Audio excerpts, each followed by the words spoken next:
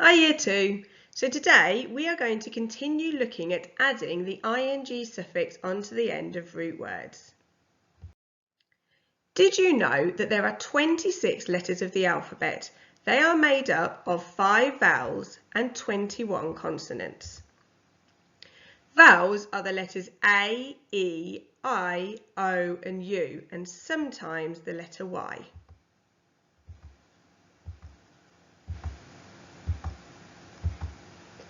Consonants are all the other letters, such as B, D, T, S, and all the other letters that are not vowels. Here they are on an alphabet strip.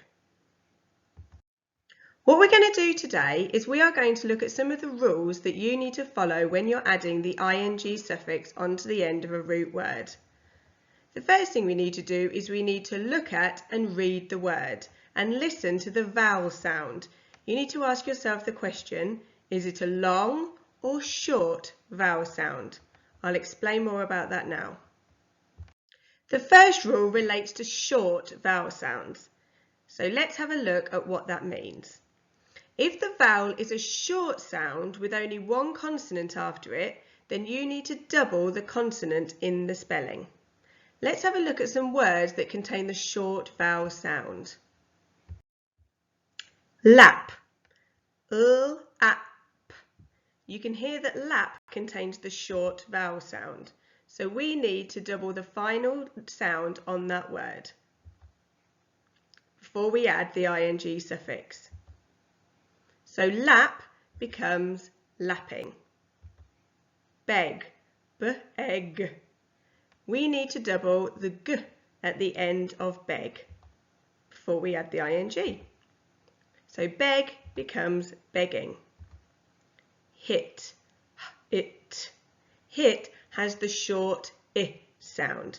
So we need to double the final letter, which is t, before we add the ing suffix. So hit becomes hitting. Nod. N-od. Nod ends in a d. So we need to double that d before we add the ing. So nod becomes nodding. Put. Put. We can hear that that's got the short sound. The end of that word is a t, so we need to double the t before we add the ing, making put into putting. I hope that made sense. The next rule relates to a short vowel sound with more than one consonant after it. So if the vowel is a short sound but has more than one consonant after it, then we add the ing. Can you think of any words like these? Let's have a look at some of these words now. What we're going to do now is we are going to look at some words and work out how many consonants there are after the short vowel. The first word is back. You can see that the vowel in this word is a. After the a, there are 2 consonants, so you need to add the ing suffix, making back into backing. The word stick has the I as the vowel and then 2 consonants after the vowel, so stick becomes sticking. Stand becomes standing. Hunt becomes hunting. Bank becomes banking. Turn becomes turning. Jump becomes jumping. Lift becomes lifting. So you can see that all of these words have more than one consonant after the vowel. So really all you are doing is adding the ing suffix onto the end of that root word. Let's look at another list of words. I'm not going to tell you the rule this time. I want you to see what you notice. There is something the same about each one. Let's see if you can work out what it is. The first word is come. When we add the ing suffix onto the end, it becomes coming.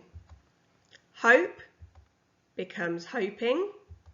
Joke becomes joking. Fake becomes faking. Slide becomes sliding. Hide becomes hiding. Take becomes taking. and tune becomes tuning. Did you notice what was the same about all of these words? Let's find out more now. Did you work out that all of the words on the previous slide ended in E before we added the ing suffix? If a word ends in E, you need to drop the E before adding the ing. Use this song to help you to remember. Take off the E, adding ing. Take off the E, adding ing. Why don't you have a go at saying that song now to see if it helps you to remember? Here's another rule that we need to follow if we are adding the ing suffix. What do you think the next rule might be? Let's have a look at this new list of words and see if we can work it out. So we need to look at what is the same. So the first word is break, which will become breaking. Leap, when we add the ing suffix, becomes leaping. Look becomes looking.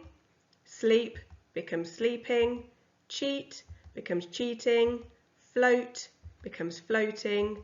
Boil becomes boiling. And sail becomes sailing. Did you notice what was the same? You've got it. For some words, you just need to add the ing suffix to the end of the root word without applying any rules. If only all the words link to this rule. So let's recap on the rules that we have learned today when we're adding the ing suffix. The first rule is if it's got a short vowel sound with one consonant, you double the consonant before adding the ing. For example, hit becomes hitting. The next rule was short vowel sounds with two consonants, you add the ing. For example, jump becomes jumping. For words that end in the E, you drop the E before adding the ing. For example, joke becomes joking. For long vowel sounds, you just add the ing. So sail would become sailing. Let's have a go at sorting some words into the relevant heading in the table. I will say the words and I want you to shout out the rule and then we'll see if you were correct. So the first word is name. Are we going to add the ing, double the consonant, or drop the E and add the ing? Shout out your answer now. So name ends in an E, so you would need to drop the E before adding the ing. What about the word melt? What rule would you need to follow? Shout it out now. So melt, you would just need to add the ing to become melting. What about fan? Would you need to add the ing, double the consonant, or drop the E before adding the ing? Shout out your answer now. That's right, you would need to double the final consonant to make the word fanning. What about drink? What rule would you need to follow here? Drink would go into the first column. You just need to add the ing. What about the word wash? Where would you put wash in the table? Shout out your answer. So wash would go in the first column again. You just need to add the ing to make it washing. What about the word skip? Where would you put skip? For skip, you would need to double the final consonant. Snow, something we've had lots of before half term. Where would snow go? That's right, you would just need to add ing to make it snowing. What about the word dive? Look at the end letter to see if that will help you. So dive, you would need to drop the E before adding the ing. What about the word paint? Which column would the word paint go into? Paint, you would just need to add the ing. Hit. Where are you going to put hit in our table?